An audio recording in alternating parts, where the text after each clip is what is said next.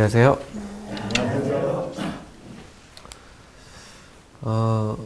주님을 다 알고 계신가요? 갑자기 뜬금없이 이런 질문을 드리는데요. 주님을 아시는가 제가 여쭙습니다. 이 시간에 우리 요한일서 2장 3절부터 보게 될 텐데, 우리가 많은 사람들이 이제 하나님을 안다고 얘기를 하죠. 오늘날 우리나라만 해도 하나님을 안다고 하는 기독교인들이 1,000만을 오락가락하는 그런 숫자라고 보통 통계가 나오고 있는데, 다 하나님을 안다고 합니다. 또 우리 교회 가운데에도 많은 사람들이 하나님을 안다고 합니다.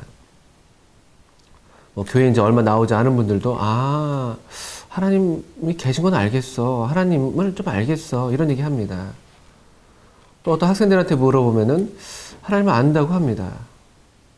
그런데 아직 거듭나지 않았대요.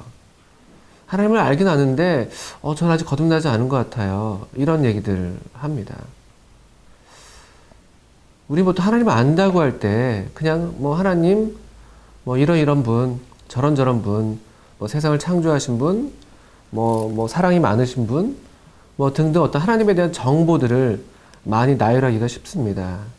우리가 하나님에 대해서 갖고 있는 어떤 정보들, 그런 정보들을 많이 가지면 가질수록 나는 많이 하나님을 안다고 얘기를 하는 것이죠.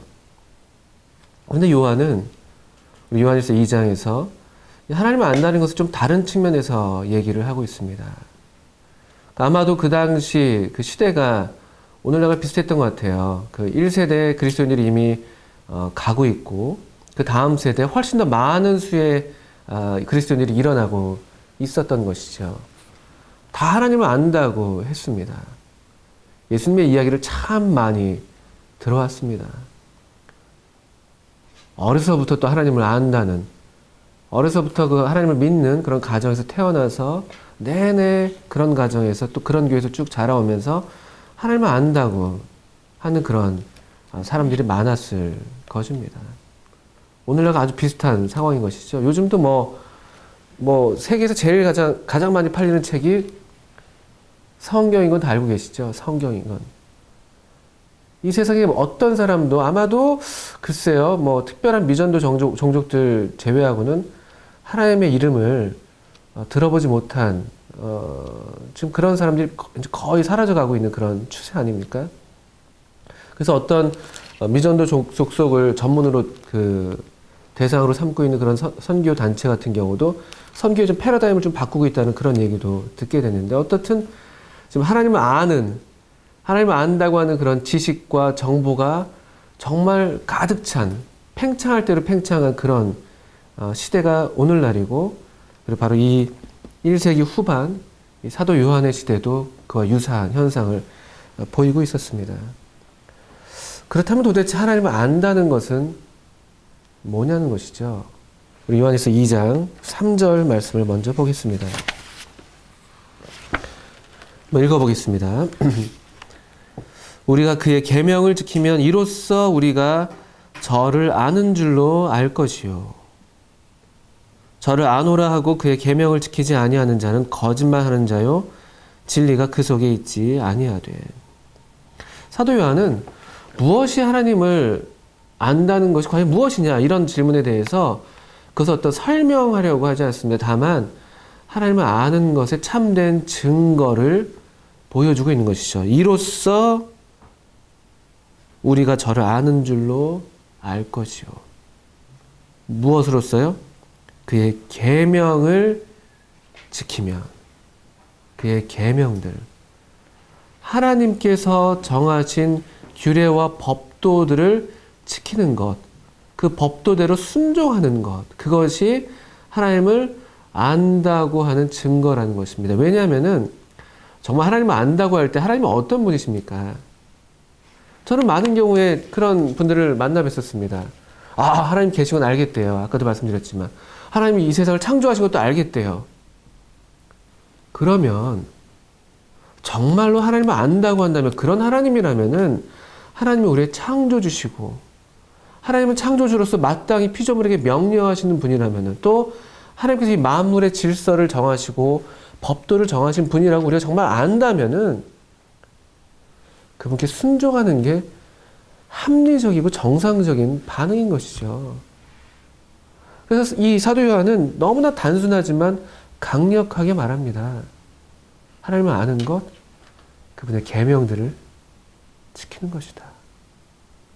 하나님을 아는 것, 그분의 계명들을 지키는 것이다. 하나님이 창조주라는 걸 알았기 때문에, 그분이 이토록 나를 사랑하시는 아버지라는 것을 알았기 때문에 기쁜 마음으로, 또 마땅한 마음으로, 경외하는 마음으로 하나님의 법도를 주의 깊게 살피고 거기에 기쁘게 자원함으로 순종하려는 그런 삶의 태도가 드러나는 사람들, 그런 사람들이 정말 하나님을 안다고 말할 수 있는 사람들인 것이죠. 그런데 반면에 여기 2장 4절에 우리가 읽었던 것처럼요, 어떤 사람들, 우리는 계속 요한 이 서신서에서 이 어떤 사람들, 말을 하는 사람들, 주장하는 사람들을 염두에 두고 있어야 하는데, 이 2장 3절부터 11절까지 단락에서도 3번 어떤 사람들의 주장이 드러납니다. 마치 요한일서 1장 6절부터 10절까지 3번 하나님과 사귐이 있다 하고, 또 죄 없다 하면, 범죄하지 아니하였다 하면, 이렇게 3번 주장했던 것처럼 여기 지금 2장 3절부터 11절까지도 3번 그렇게 주장하는 사람들의 주장이 드러나는데, 첫 번째가 4절이죠. 저를 아노라 하고, 어떤 사람들 안다고 말한다는 거예요. 그런데 안다고 말하지만 뭐라고요? 그의 계명을 지키지 아니하는 자. 말은 하는데 그러나 정작 그 삶에서 하나님의 말씀에, 하나님의 계명에 순종하지 않는 사람들. 그러면 뭐라고요? 간단합니다. 거짓말하는 자다. 거짓말하는 자다. 하나님을 아는 게 아니다. 그리고 아마도 하나님도 이런 사람들을 모르실 거다. 너희가 누구냐? 나는 너희를 도무지 알지 못한다라고 하나님께서 말씀하실 사람은 아마 이런 사람들일 거예요. 안다고 얘기했지만 수많은 정보들을 나열하고 뭔가 남들이 알지 못하는 더 고차원적인 지식이라는 것들을 사람들 앞에서 떠벌리기 좋아하지만, 나는 이만큼의 하나님을 알아. 난 이처럼 하나님을 특별하게 내가 지금 알고 있는데 라고 말하지만 정작 그 삶에서 하나님의 법도에 순종하지 않는, 하나님의 질서를 따르지 않는 그런 사람들, 거짓말하는 자입니다. 하나님이 이런 사람들을 알아줄 리가 없습니다. 왜냐하면은 진리가 그 속에 있지 않기 때문이에요. 하나님은 진리이시죠. 하나님은 참되신 분이십니다. 참되신 분이기 때문에 이 인간이, 어떤 피조물이 참된 존재로 있을 때에만 하나님께서 그를 인정하시고 아시고 그에게 복도 주시고 그를 사랑하실 수가 있는 것이죠. 하나님은 결코 허상을, 존재하지 않은, 실제하지 않은 거짓 것을 아실 수도 없고 사랑하실 수도 없는 것입니다. 거짓말하는 사람, 거짓말, 이것처럼 하나님께서 알아주지 않는, 이것처럼 하나님의 속성과 멀리 떨어져 있는 것도 없는 것이죠. 거짓말하는 자, 진리가 그 속에 없습니다. 하나님의 참되신 말씀이, 그분의 법도, 그분의 완전하신 규례와 말씀이 그 속에 있지 않아요. 정보는 있을지 몰라도 하나님의 말씀이 그 속에 있지 않습니다. 우리가 잘 아는 짐 엘리엇이라는 선교사가 있습니다. 그분의 이제 편지와 일기를 모아서 엮은 책이 전능자의 근이라는 책이 있죠. 그의 미망인 엘리자베스 엘리엇이 편집을 해서 출간한 책으로 많은 사람들을 변화시킨 아주 훌륭한 책이라고 할 수 있습니다. 저도 참 좋아하는데, 그 책의 초판 서문에 바로 이 말씀을 엘리자베스 엘리엇이 인용했습니다. 2장 3절부터 6절까지 말씀을 인용하면서 이렇게 얘기했어요. 순종하면 그분을 아는 것이다. 순종은 하나님께 대한 사랑의 표현이다. 이 짐 엘리엇이라는 사람에 대해서 그는 단순하게 하나님을 알았던 사람이다. 왜? 그는 이 하나님을 알았기 때문에 이토록 순종했던 사람으로 우리 가운데 드러났다는 것이죠. 어떤 면에서, 그런 면에서 우리가 비록 이런 거짓말하는 사람과 같지는 않다 할지라도 얼마나 참 우리도 하나님을 안다고 하지만 참 알지 못하는 우리 자신을 볼 때 참 마음이 괴로운 것이죠, 사실은요. 우리 참 순종하고 싶은데 그만큼 순종하지 못하는 우리 자신들. 왜 그럴까요? 어쩌면 우리가 하나님을 알 만큼 알지 못하는지도 모릅니다. 하나님을 안다고 하지만 오늘날 정말 수많은 이 기독교 서적들을 소유하고 있고 책꽂이에는 수많은 버전의 이 다양한 성경 번역본들을 갖고 있으면서도 수많은 이 연구와 공부를 하고 있음에도 불구하고 이 참되신 하나님을 아는 지식에서 오늘날 우리가 참 많이 부족한 것이 아닌가. 왜냐? 지식을 아무리 우리가 얘기한다 할지라도 우리에게 순종이 부족하다고 한다면은 뭔가 우리에게 문제가 있는 것이죠, 사실은요. 저 자신이 그렇습니다. 순종에서 부족해 보이는 우리의 모습. 무엇이 문제일까요? 이 하나님을 알 만큼 알지 못하는 것.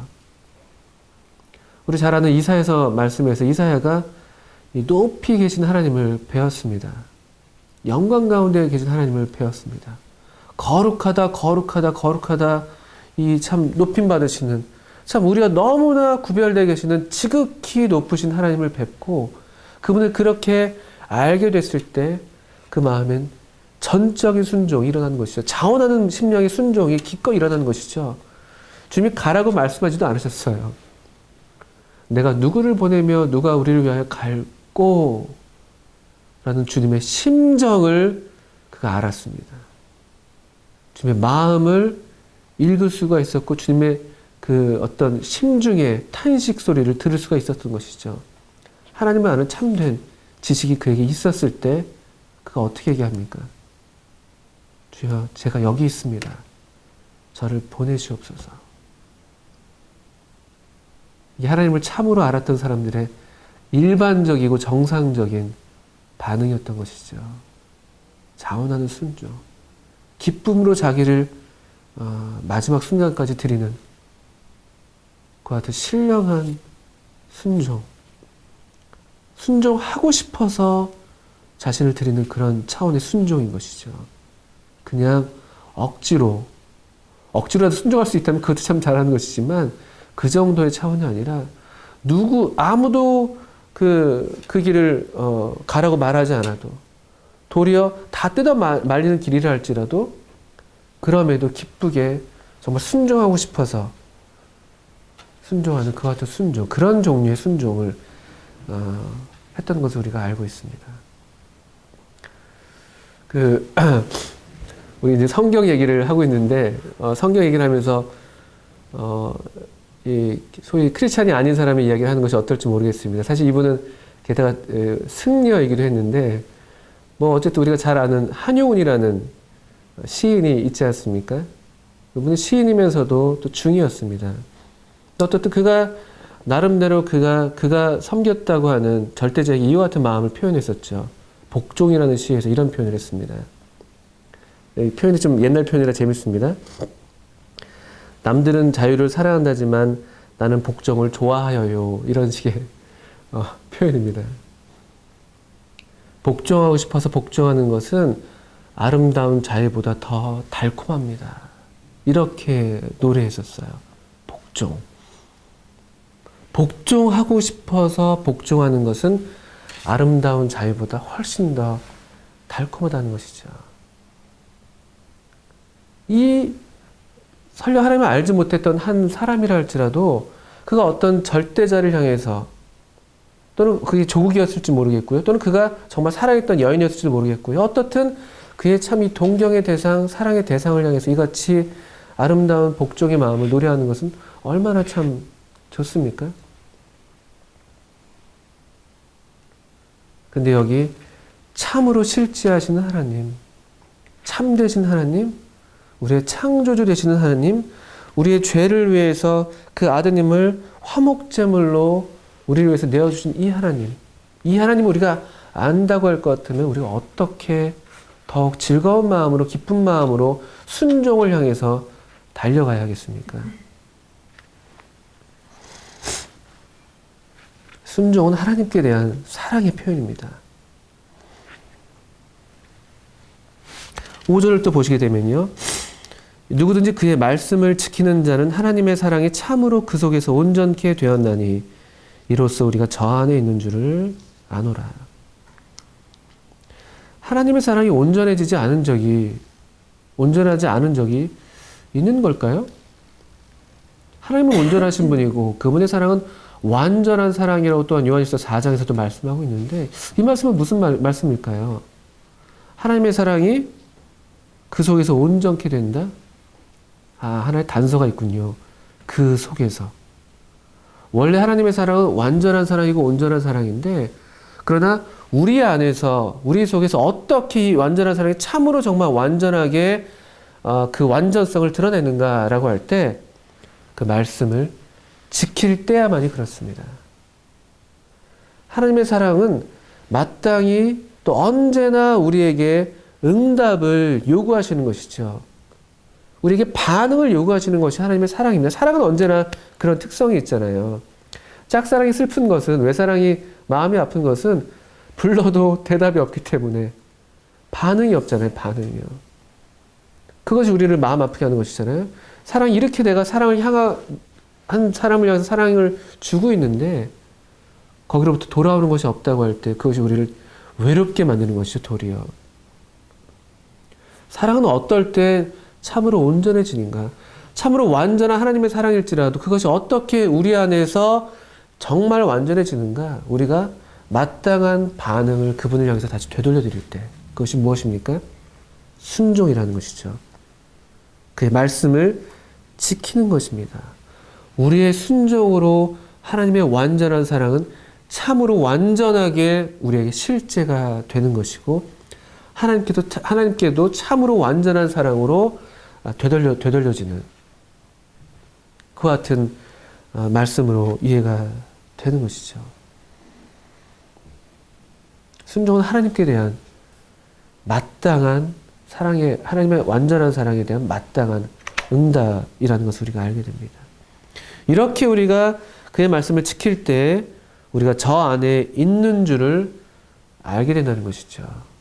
그분과 안에 있다는 것이죠. 그분과 완전한 어떤 사랑의 일체감, 연합을 소유하고 있는 것으로 완전한 이 관계 가운데 지금 우리가 거하고 있다는 것을 알 수 있다는 것입니다. 그분의 사랑을 알고 그분을 알고 우리가 그분께 순종으로 화답할 때죠. 그런데 6절에 두 번째 주장이죠. 어떤 사람들입니다. 계속 저 안에 거한다 하는 자는 어떤 사람이 이렇게 또 말하는 사람이 있는 것이죠. 그리고 정말 우리가 거한다고 말할 수 있다는 것은 그의 행하시는 대로 자기도 행할지니라. 정말 그분 안에 거한다고 할 것 같으면 이건 만약에 물리적으로요. 우리가 물리적으로 정말 어떤 한 사람 안에 우리가 들어갈 수 있다고 할 것 같으면은 그분이 가는 곳에 우리도 가게 될 수밖에 없죠. 우리는 부속된 입장이 되니까. 마치 그런 것처럼 우리가 정말 그분 안에 한다고 할 것 같으면요. 우리의 삶의 방식에 있어서 우리 주님과 동일한 어떤 그런 삶의 방식, 삶의 양상이 나타나는 것이 마땅하다는 것입니다. 그분이 어떤 분이십니까? 특별히 이 면에서는 그 행하시는 대로 할 것 같으면은 그분이 보이신 어떤 순종의 본이 우리한테 또 우리가 마땅히 그렇게 나타내야 될 삶의 모양으로 제시가 되고 있는 것으로 이해가 되는 것이죠. 그의 행하시는 대로. 우리 지금 어떻게 순종하셨습니까? 우리 지금 가장 높으신 분이신데 아버지와 동등하신 분이신데 동등됨을 취할 것으로 여기지 아니하시고 자기를 비워서 종의 형체로 오셨습니다. 그분은 섬기러 오신 분이십니다. 종으로 오신 분이시죠. 종이 할 일은 주인의 말씀에 주인의 명령에 순종하는 것이었죠. 그래서 우리 주님은 죽기까지 순종하셨다고 빌립보서 2장에서 말씀하고 있죠. 그것이 그의 행하시는 대로의 한 모습이라고 우리가 이해할 수가 있겠습니다. 또 우리 주님은 이 시편 말씀을 인용하면서 이 히브리서 기자가 내가 하나님의 뜻을 행하러 왔나이다. 그 삶의 유일한 목적은 이 하나님의 뜻을 행하는 것. 그래서 요한복음에서 이 배고프셨을 때 제자들이 양식을 구하러 갔다가 돌아왔는데 이미 배가 부르다고 말씀하셨죠. 그러면서 하시는 말씀이 누가 양식을 가져다 줄지 물어보니까 내 양식은 나를 보내신 이의 뜻을 행하는 것이다. 이게 우리 주님이 행하신, 우리가 그분 안에 거한다고 할 때, 그분을 안다고 할 때 우리 삶에서 나타나게 되는, 또 우리 삶이 추구하게 되는 어떤 삶의 방향성, 삶의 전반적인 태도, 삶의 방식은 바로 이와 같은 순종의 방식으로 나타나는 것입니다. 이것은 누가 순종하라고 해서 그렇게 되는 것이 아니라 거듭난 사람들, 정말 하나님을 알게 된 사람들, 하나님이 아신 바 된 사람들은 어떤 자연적인 삶의 경향이 이같이 변화되는 것입니다. 바뀌게 되는 것이죠. 그분 안에 있게 되니까. 그분을 알게 되니까. 그 빛 안에 있게 되니까 어디로 가야 할지 보이는 것이죠. 우리가 가야 할 길이 어디인지 보이는 것이죠.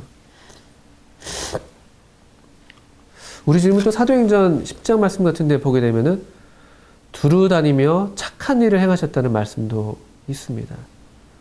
여기 그의 행하시는 대로 자기도 행할지니라. 착한 것이죠, 착한 것. 착한 것. 그분 안에 거한다고 어떤 사람들 말은 하는데 삶이 착하지가 않아요.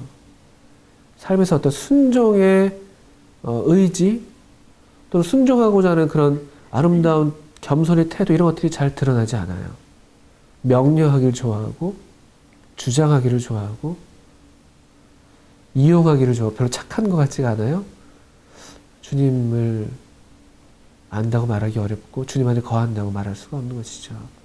요한은 이런 지금 굉장히 추상적인 진술들이죠. 하나님을 안다는 것이 뭐냐?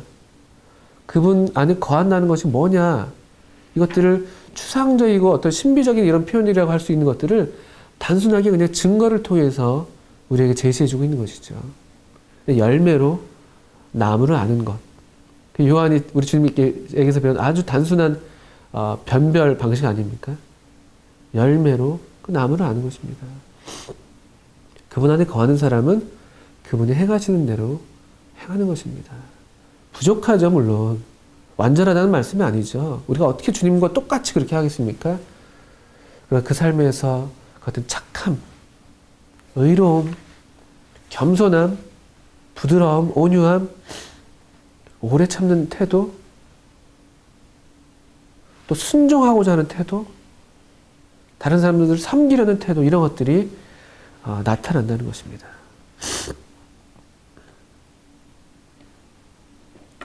그렇다면은 여기 지금 그의 계명을 지키면 이로써 우리가 저를 아는 줄로 알 것이다. 또 그의 말씀을 지키는 자는 하나님의 사랑이 참으로 그 속에서 온전케 되었다라고 말씀하고 있는데, 특별히 순종해야 할 계명들 중에서 특별히 사도 요한이 다루고 싶어하는 계명이 2장 7절 이하에 나오고 있습니다. 사랑하는 자들아, 사랑하는 자들아, 내가 새 계명을 너에게 쓰는 것이 아니라 너희가 처음부터 가진 옛 계명이니 이 옛 계명은 너희의 들은 바 말씀이거니와 다시 내가 너에게 새 계명을 쓰노니. 여기 사실 2장 3절에서 그의 계명이라고 우리말은 번역되어 있지만 계명들 복수 형태입니다. 근데 2장 7절에 오면서 이 계명, 옛 계명, 새 계명, 여기는 단수 형태가 되어 있습니다. 사도 요한은 지금 특별히 여러 계명들 중에서 계명들을 순종하는 것이 마땅한 그분을 아는 어떤 증거이지만, 특별히 가장 핵심적인 계명이라고 하는 것이 뭐냐, 또 이 당시에 이들이 절대적으로 놓치지 말아야 할, 또 이들이 참으로 위협받고 있었던 참된 이 핵심적인 계명을 얘기하는 것이죠. 그건 어떤 면에서는 옛 계명이고 어떤 면에서는 새 계명입니다. 이게 참 아이러니한 표현이죠. 왜 옛 계명입니까? 요한은 새 계명을 너에게 쓰는 것이 아니라 처음부터 가진 옛 계명을 쓴다고 얘기하고 있습니다. 처음부터 가진. 이 처음부터를 우리 주님의 어떤 이 복음이 전해지던 그 처음부터라고 이해할 수도 있고요. 아니면 구약 성경의 처음부터라고 이해할 수도 있고요. 아니면은 정말 태초부터라고도 이해할 수가 있겠습니다만, 그러나 이 분명히 그 내용에 있어서나 종류에 있어서 옛날부터 지금까지 또 앞으로도 영원히 계속 있는 옛 계명 한 가지는 뭐냐면요. 사랑인 거죠, 사랑. 하나님을 사랑하고 이웃을 사랑하는 것. 특별히 레위기서 말씀에서 내 이웃을 내 몸과 같이 사랑하라는, 이웃을 사랑하라는 그와 같은 명령을 우리가 기억할 수가 있겠습니다. 이웃 사랑을 내 몸과 같이 하라는 이 레위기서 19장 말씀은 주님께서도 계속 인용하신 말씀이었고 더욱 재강조된 말씀이었죠. 그런 면에서 이것은 처음부터 우리가 가지고 있었던 옛 계명이라고 말씀할 수가 있습니다. 요한은 이 옛 계명을 지금 다시 상기시키고 있어요. 이 계명이 사랑에 대한 계명이니까 모르겠어요. 마음에 사랑하는 마음이 더 이렇게 샘솟았는지 모르겠는데, 그래서 2장 7절에 사랑하는 자들아라는 표현을 처음으로 이 서신 들어서 처음으로 사용하고 있죠. 그가 우리 주님으로부터 들었던 이 사랑에 관한 이 계명, 명령, 특별히 요한복음 13장이라든가 15장이라든가 이런 말씀에서 주님께서 참 부드럽게 말씀하셨던 아버지께서 나를 사랑하시는 것 같이 나도 너를 사랑하였으니 나의 사랑 안에 거하라. 이런 요한복음 15장 9절 같은 말씀들, 아버지께서 나를 사랑하신 것 같이 나도 너희를 사랑하였으니, 얼마나 수준 높은 사랑이에요. 아버지께서 우리 주님, 그 아드님을 사랑하신 것처럼 우리 주님도 제자들을, 그중 요한이 있었겠죠. 요한을 사랑하셨다고 말씀하셨던 그 말씀을 어쩌면 요한이 기억하고 있는지 모르겠습니다. 또 이 다락방에서 이 말씀을 하실 때 요한은 주님의 가슴에 계속 기대어 있었을지도 모르죠. 주님의 애정을 가장 가까이서 느낄 수 있었던 그 위치에서 들었던 그 말씀이 이 편지를 쓰는 이 순간에 다시 생각났을지도 모르겠습니다. 또 주님은 그 말씀 이후에 요한복음 15장 10절에서 내가 아버지의 계명을 지켜 그의 사랑 안에 거하는 것 같이 너희도 내 계명을 지키면 내 사랑 안에 거하리라 라는 말씀을 기억했을지도 모르겠습니다. 그런 면에서 처음부터 가진 옛 계명이죠. 구약 때서부터도 물론이지만 그러나 우리 주님께서도 이 말씀을 처음부터 계속 해오셨습니다.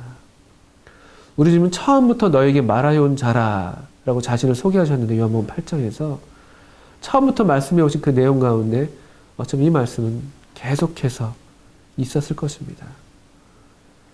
또 뒤에 요한 1서 4장에서 보는 것처럼 우리 주님은 그 본성에 있어서 하나님은 사랑이시라. 처음부터 말씀해 오신 분이 우리 주님이라면은, 우리 주님이 태초에 계셨던 그 말씀이라면은 이 사랑은 항상 거기 있었고 앞으로도 영원히 있을 옛 계명인 것이죠. 그런데 이 옛 계명은 또 어떤 면에서 보면 8절에 보는 것처럼 새 계명입니다. 그 저에게와 너에게도 참된 것이라고 말씀하고 있습니다. 왜 이건 또 새 계명인가요?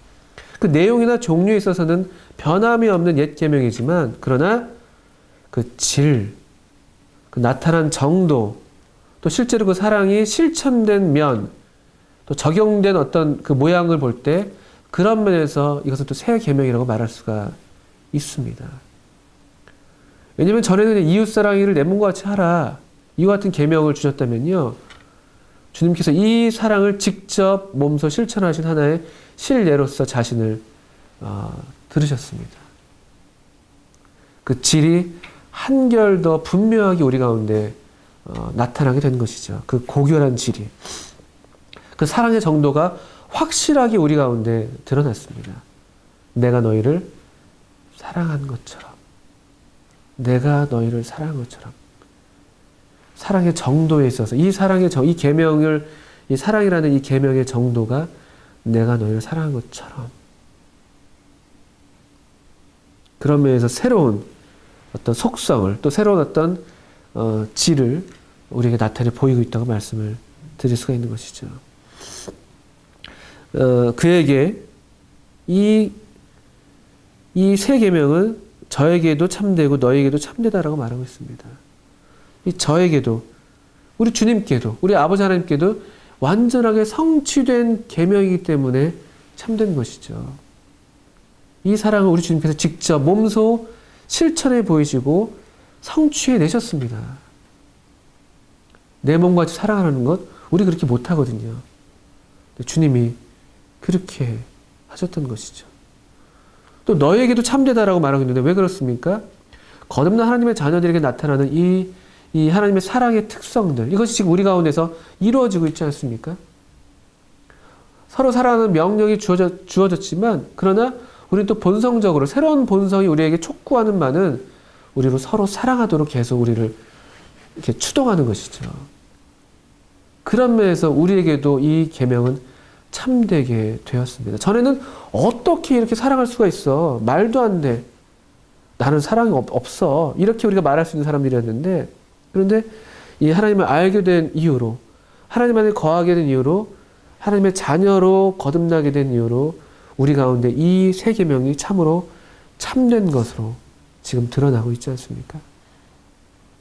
1세기 이 이교도들이 크리스천들을 보면서 가장 놀랐던 것이 사랑이었던 것이죠. 그건 역사적인 기록입니다. 기록으로 남아 있습니다. 저들이 믿는 바에 대해 내가 잘 알지 못한다. 저들이 무슨 누가 죽었다 살아났다는 해괴망측한 얘기를 하고 있는데 도저히 나는 믿을 수가 없다. 그런데 하나 놀라운 것은 저들이 정말로 서로 사랑한다는 것이다. 1세기 역사 기록에 남아있는, 문헌에 남아있는 하나의 기록입니다. 우리에게도, 저에게와 너에게도 참된 것이다. 이는 어두움이 지나가고 참빛이 벌써 비침이니라. 어두움이 지나가고 있다라고 번역하는 것이 더 좋습니다. 어두움, 무엇이 어둠입니까? 이 하나님의 생명, 하나님의 빛이 아닌 것들, 다른 말로 하면은 사랑하지 않는 것들, 그것이 어둠입니다. 그런데 어두움이 물러가고 있습니다. 왜냐하면요, 참빛이신 우리 주님이 벌써 비치고 계시기 때문에 어둠이 점점 물러가고 있습니다.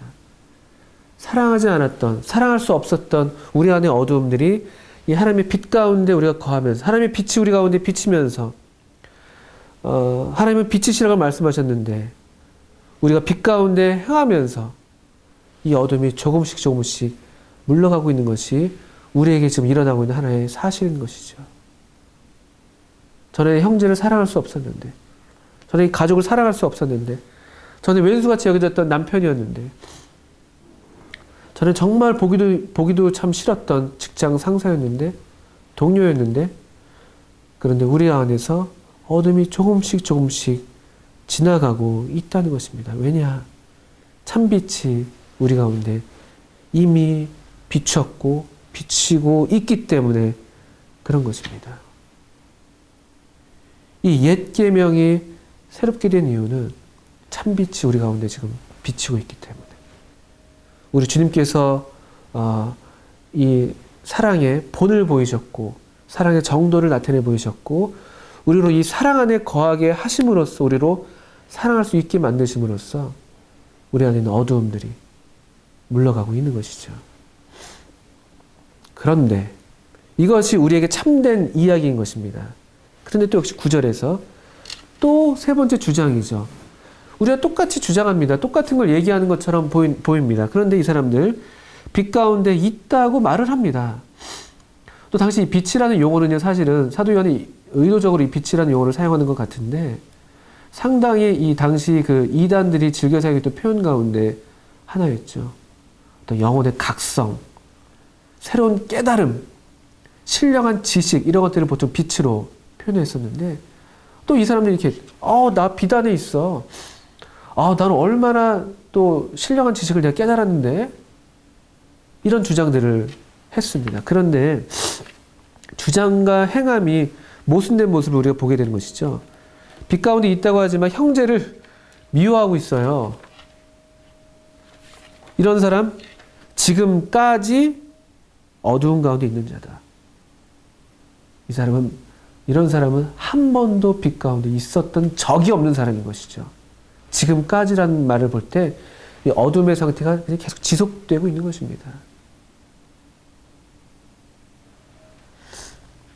빛 가운데 있다. 나는 예수님 안에 연합돼 있어. 난 그분 안에 거하고 있어. 라고 주장은 하지만 삶의 방식이 형제를 미워하는 방식, 시기하는 것, 질투하는 어떤 삶의 태도, 빛 가운데 한 번도 있어 본 적이 없는 사람입니다.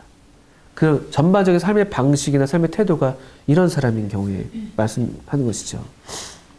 왜냐하면 우리 주님이요, 참빛이신 우리 주님께서요, 자기를 죽기까지 사랑하신 분이신데, 원수까지 사랑하신 분이신데, 어떻게 이 주님을 안다고 하면서, 이 주님의 빛이 자기한테 비쳤다고 하면서, 이 빛 안에 있다고 하면서 어떻게 형제를 미워할 수 있냐는 것이죠.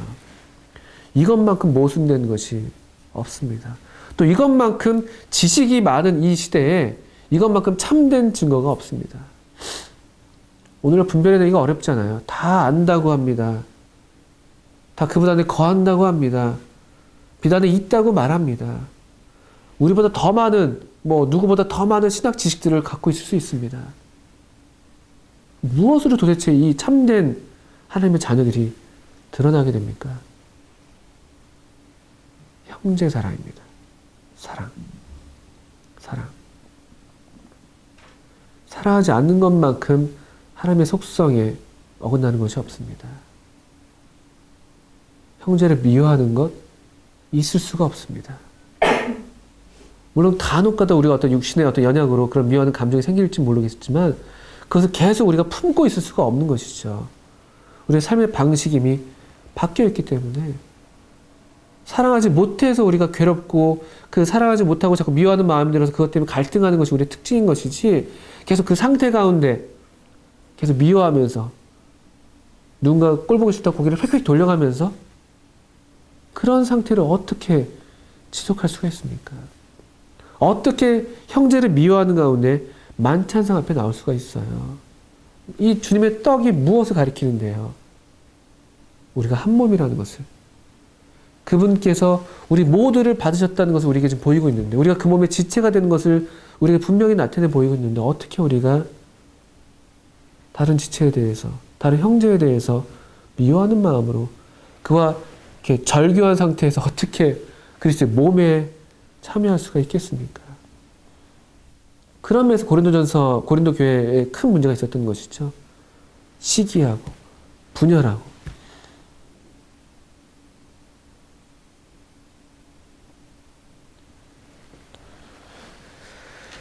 그 형제를 미워하는 자는 어두운 가운데 있는 것입니다. 11절에 말씀하고 있죠. 그래서 어두운 가운데 행하며 갈 곳을 알지 못하나니 이는 어두움이 그의 눈을 멀게 하였음이니라. 형제를 미워하는 상태는요, 어두운 상태입니다. 그런 상태에서 우리가 무엇을 한다 할지라도 하나도 바른 것이 아닙니다. 그런 상태에서, 형제를 미워하는 상태에서 예배드린다? 전혀 하나님께서 받으실 수 없는 예배인 것이죠. 오히려 주님은 말씀하셨죠. 너가 재물을 가지고 나아가다가 형제에게 뭔가 원망드릴 일이 생각나거든 얼른 가서 화해해라. 그런 다음에 나와라. 형제를 미워하는 건 어둠 가운데 있는 것입니다. 갈 길을 알지 못합니다. 간다고 하지만 전혀 가지 못하고 있는 것입니다. 한다고 하지만 전혀 열매를 맺지 못하는 그런 상태인 것이죠. 그런데 반면에 10절 하반절에요. 그 형제를 사랑하는 자는 빛 가운데 거하여 자기 속에 거리낌이 없다. 형제를 사랑하는 마음에는요, 시온의 대로가 있습니다. 그 마음에 거리끼는 것이 없어요. 사랑으로 행하는 모든 일에 그 범사에 하나도 걸리는 것이 그 마음에 없습니다. 이게 놀라운 자유죠. 우리가 이런 자유를 참 누리고 싶은 것인데 우리 자신으로부터 벗어날 수 있는 그런 자유, 사람들의 시선으로부터 제한받지 않는 그런 자유도, 형제를 사랑하는 자는 빛 가운데 거하여 자기 속에 거리낌이 없다. 우리 속에 권리적되는 것이 하나도 없이 대로가 우리 앞에 펼쳐집니다. 형제를 사랑하는 자에게 시온의 대로가 있습니다. 우리 주님께로 달려가게 되는, 주님께서 기쁘게 우리를 향해서 맞이해 오시는 그 같은 큰 길이 우리 앞에 열린 것입니다. 열려 있는 것입니다. 반면에 아까 말씀드렸던 것처럼 형제를 미워하는 자는 어둠 가운데 있는 것. 걸려 넘어지는데도 뭐에 걸려 넘어지는지도 모르는 것이죠. 뭔가 계속 한다고 하는데 전혀 영적인 성숙이 일어나지 않고요.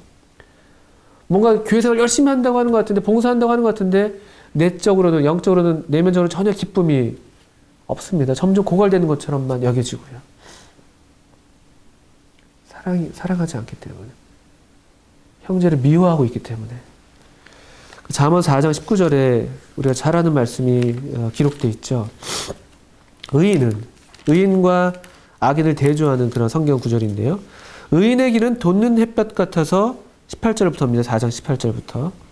원만한 광명에 이르거니와 악인의 길은 어둠 같아서 그가 거쳐 넘어져도 그것이 무엇인지 깨닫지 못하느니라. 악인의 길, 의인의 길, 우리 여기 요한일서에 연결시켜서 생각해 본다면요, 형제를 사랑하는 사람의 길, 형제를 미워하는 사람의 길은 이와 같다는 것이죠. 형제를 사랑할 때 막 빛이 점점 더 막 빛납니다. 원만한 광명에 이릅니다. 거칠 것이 없습니다. 원만한 이해. 형제를 미워할 때, 어둠 가운데 있을 때 어디에 걸려 넘어지는지 모릅니다. 그 어두움이 눈을 멀게 합니다. 우리에게 주님의 은혜가 필요합니다. 우린 다 본다고 하고 있습니다. 우린 다 본다고 하고 있어요. 우리가 잘 알고 있다고 생각하고 있죠. 나는 괜찮다고 생각하고 있습니다. 근데 우리 실상이 어떻습니까? 어쩌면 우리는 라오디게아 교회처럼 우린 부족한 것이 없다고. 우린 부자다. 난 다 알아. 난 충분해. 난 빛 가운데 있어. 난 하나님을 알지. 난 그분 안에 거하고 있지. 라고 말하겠지만 정작 우리는 곤고할지도 모릅니다. 가련한 상태일지도 모르죠. 하나님에 대해서 부유하지 않은 가난한 상태일지도 모릅니다. 눈먼 것과 벌거벗은 것을 알지 못하고 있을지도 모릅니다. 주님 우리를 도우셔서 우리 눈에 다시 우리 자신을 제대로 볼 줄 아는 그와 같은 안약이, 그런 사랑의 안약이 우리 눈에 발려질 수 있다면, 그럴 때야만이 참되게 우리 자신을 알 수가 있을 것입니다. 어떻게 하나님을 안다는 것을 알 수 있을까? 그분의 계명에 순종하는 것입니다. 그분의 계명들 가운데 가장 핵심적인 계명은 무엇입니까? 특별히 이 지식의 시대, 이 수많은 정보의 시대에서 가장 중요한 변별이 되는 계명은 무엇입니까? 형제 사랑입니다. 옛 계명이면서도, 여전히 옛 계명이면서도 항상 새로운 계명. 사랑하라. 내가 너희를 사랑한 것 같이 너희도 서로 사랑하라. 이 말씀이 우리 가운데 내내 거하기를 바랍니다. 감사합니다.